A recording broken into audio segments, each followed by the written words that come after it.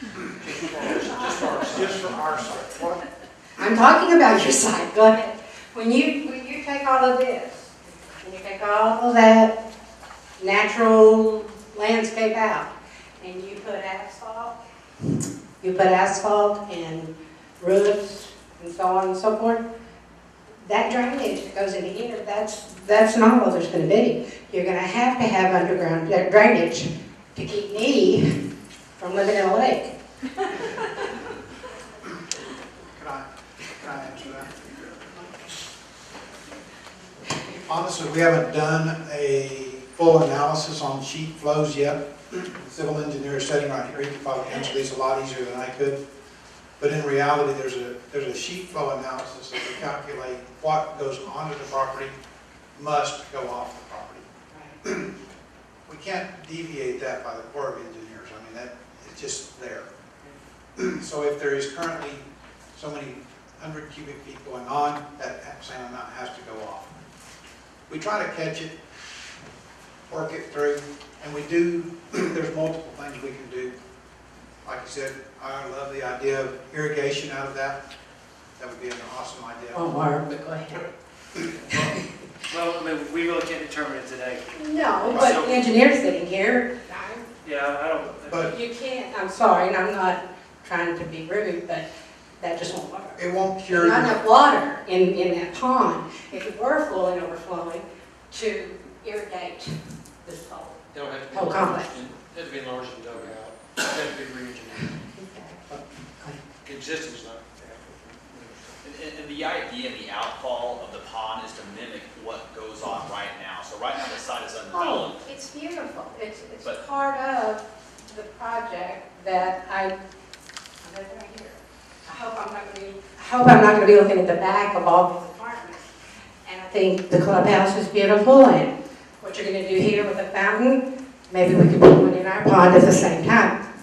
I'm sorry, I'm not doing that right. The design, the property, we can design it so it doesn't increase the problem. We can, it'll basically, the undeveloped flows, what currently goes off, that's what we'll maintain. And we'll time the structure to where it releases it over a long period of time. So there's not a huge volume of water hitting the property. So it's standard engineering design. It's all going to be reviewed by these guys. They have a civil engineer who actually reviews my plans. So it's checked by another group. Okay, I'm sorry, but you confused me. Are you saying, are you agreeing with me that it will not, the pond won't handle it all, that there's going to be some discussion about height? Well, the size of the pond will be increased. So there's calculations we run that will determine that we have to add this much volume to handle those developed flows. Wow. You may want to take out another building or two, because you can't dig this deep enough. That may happen.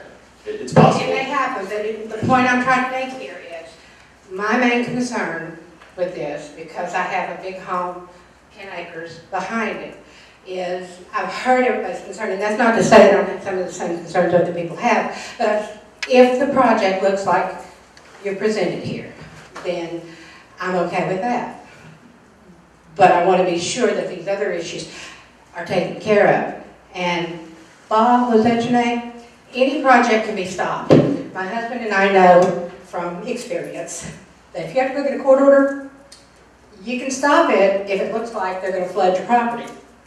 And so I'm not making idle threats. I'm just saying we're very determined about this. And it needs to be addressed beforehand, not after. Go ahead, my husband, I think he has something to say, but he knows he has to fight me.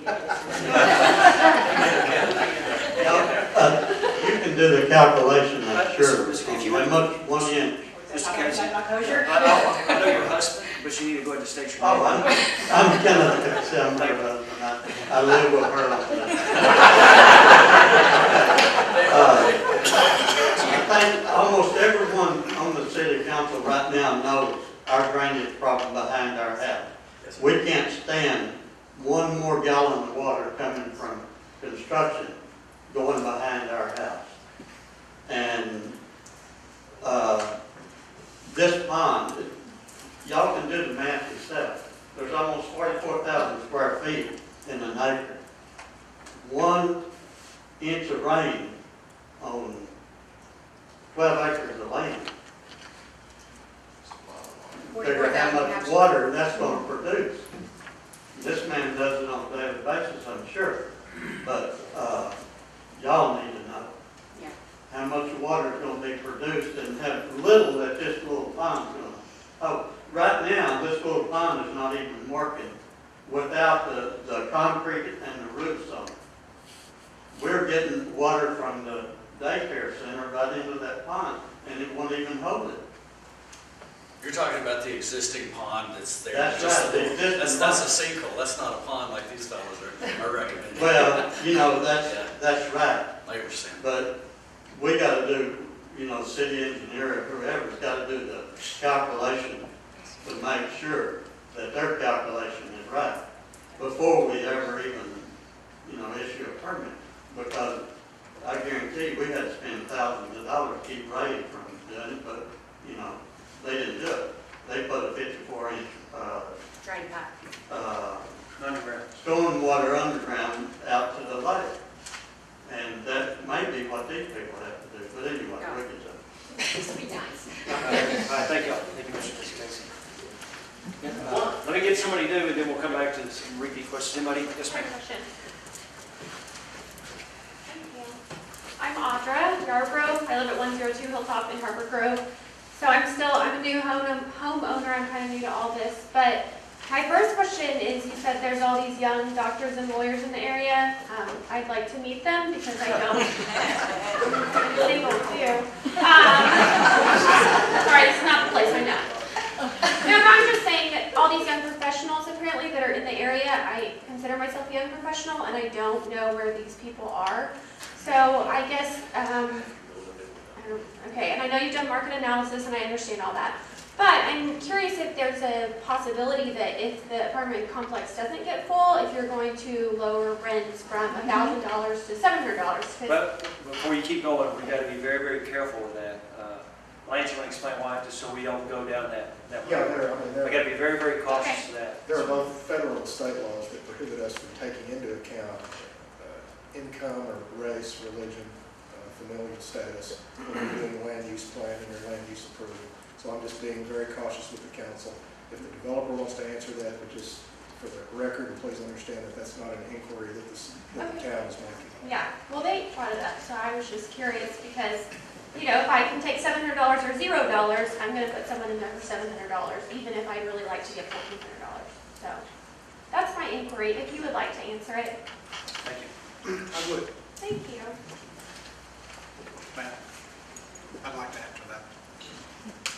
In reality, we honestly have our leasing agents physically go out, they will visit the hospitals, they will visit the businesses, and they generate through the HR person there contacts. So when they get new doctors, new attorneys, new nurses, etc., we're on their list right off the bat of places to go look at.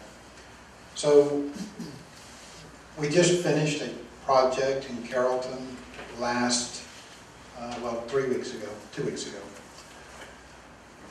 We're currently 93% on phase 2. Phase 1 is 95%. Phase 3, the one we just finished, is 62% with 539 units. So they have a really good understanding of marketing and how to go get those people. We are currently, and some of these council members have been there, we're not in town. We're out of town. So it's pretty hard to bring that many people to our product unless we go get them. So we target who we're looking for. We normally do not and will not do that. Banks require a particular debt coverage ratio, and unless that debt coverage ratio is met, they will not send us any money, period. Does that answer your question? Okay. Any other new questions from somebody that might not have spoken? Yes, sir. I'm Kevin Van Nest, and we're landowners next to the Casey's. Nobody asked how many cars per unit. Do you know how many automobiles per unit average? Just cars, period.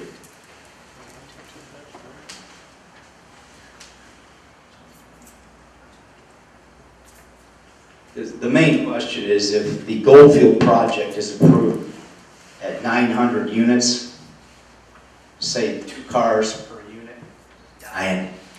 And so how many cars can you put back on? We can hear you pretty good, sir. How many cars can you put back on Swisher Road? Has anybody driven on Swisher Road lately? I mean, between Swisher and Turbyville, and 900 units at the end, and 200 units there, how can it handle the cars? When is Swisher going to be opened up to 4 lanes? I mean, Swisher at 4 o'clock now is impossible. And you can't put 200 or 2,000 more cars onto Turbyville. And me with the Casey's, we have drainage problems where the city right now is asking for us to donate thousands of dollars in land on the drainage issue. You guys have a drainage issue you're not aware of. And we will probably start a lawsuit the minute you guys break ground, because we have got problems that we will get together with the mayor to solve. But the car impact is huge. It's a huge issue. Swisher Road, I mean, come on. Well, I think to answer your question, Mr. Van Ness, the expansion of Swisher is going to take place next year.